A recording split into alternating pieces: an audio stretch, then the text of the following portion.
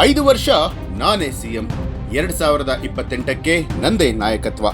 DK ಶಿವಕುಮಾರ್ಗೆ ಟಾಂಗ್ ಕೊಟ್ಟ ಸಿದ್ದರಾಮಯ್ಯ. ನಾನು 5 ವರ್ಷ ಪೂರ ನಾನೇ ಇರ್ತೀನಿ ಅಂತ ಚಿಕಾಲಿ ಇದೆ. ಈಗ ಮುಖ್ಯಮಂತ್ರಿಗಳ ಬದಲಾವಣೆಯ ವಿಷಯ ಮಾಧ್ಯಮಗಳ ಸೃಷ್ಟಿಯಾಗಿದ್ದು ಊಹಾಪೋಹಗಳಿಗೆ ಆಸ್ಪದವಿಲ್ಲ.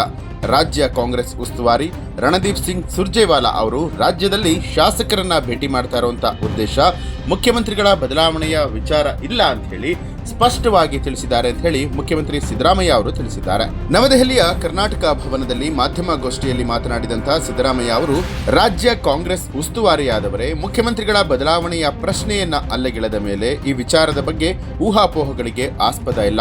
ಈ ಊಹಾಪೋಹಗಳನ್ನ ಮಾಧ್ಯಮಗಳು ಸೃಷ್ಟಿ ಮಾಡಿರುವಂತದ್ರೆ ಹೊರತು ಕಾಂಗ್ರೆಸ್ ವಲಯದಲ್ಲಿ ಮುಖ್ಯಮಂತ್ರಿಗಳ ಬದಲಾವಣೆಯ ವಿಚಾರ ಚರ್ಚೆಯೇ ಆಗಿಲ್ಲ ಅಂತ ಹೇಳಿದ್ರು. ಈ ವಿಷಯದ ಬಗ್ಗೆ ಪಕ್ಷದ ವರಿಷ್ಠರ ತೀರ್ಮಾನವನ್ನ ಮುಖ್ಯಮಂತ್ರಿಗಳು ಹಾಗೂ ಉಪಮುಖ್ಯಮಂತ್ರಿಗಳು ಸಹಮತಿಸಬೇಕೆಂದು ಸ್ಪಷ್ಟ ಸೂಚನೆಯನ್ನ ಕೊಟ್ಟಿದ್ದು, ವರಿಷ್ಠರ ತೀರ್ಮಾನಕ್ಕೆ ತಲೆಬಾಗೋದಾಗಿ ನಾವಿಬ್ಬರೂ ಕೂಡ ಹಲವು ಬಾರಿ ತಿಳಿಸಿದ್ದೇವೆ. ಸರ್ಕಾರಕ್ಕೆ 2.5 ವರ್ಷ ಆಗಿರುವಂತಹ ಸಂದರ್ಭದಲ್ಲಿ ಅಧಿಕಾರ ಹಸ್ತಾಂತರದ ವಿಷಯವನ್ನ ಹೇಳುವಂಥದ್ದು ಸಹಜ. ಆದರೆ ಈ ಬಗ್ಗೆ ಯಾವುದೇ ಒಪ್ಪಂದ ಆಗಿಲ್ಲ.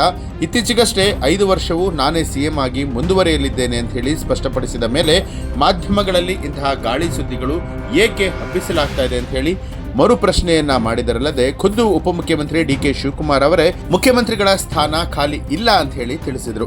ಕಾಂಗ್ರೆಸ್ನ ಕೆಲ ಶಾಸಕರೇ ಮುಖ್ಯಮಂತ್ರಿ ಬದಲಾವಣೆಯ ಬಗ್ಗೆ ಅಭಿಪ್ರಾಯವನ್ನ ತಿಳಿಸ್ತಾ ಇರುವಂತದ್ರ ಬಗ್ಗೆ ಪ್ರತಿಕ್ರಿಯೆ ಕೊಟ್ಟು ಕೆಲವು ಶಾಸಕರು ತಮ್ಮ ವೈಯಕ್ತಿಕ ಅಭಿಪ್ರಾಯಗಳನ್ನ ತಿಳಿಸ್ತಾ ಇದ್ದಾರೆ ಹೊರತು ಇದು ಪಕ್ಷದ ತೀರ್ಮಾನ ಅಲ್ಲ.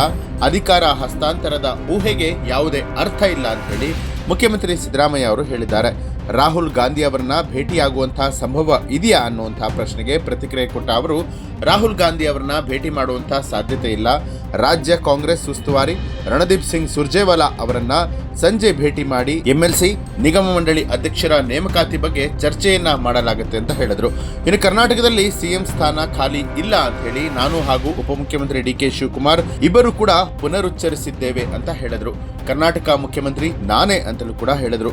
ಡಿಕೆ ಶಿವಕುಮಾರ್ ಆಗ್ಲಿ ಅಥವಾ ಶಾಸಕರು ಯಾರೇ ಆಗ್ಲಿ ಮುಖ್ಯಮಂತ್ರಿ ಆಗ್ಬೇಕು ಅನ್ನುವಂತ ಆಸೆಯನ್ನ ಇಟ್ಟುಕೊಂಡಿದ್ದರೆ ಅದರಲ್ಲಿ ಅವರ ತಪ್ಪು ಏನೂ ಇಲ್ಲ ಅಂತ ಹೇಳಿ ಸ್ಪಷ್ಟಪಡಿಸಿದ್ರು.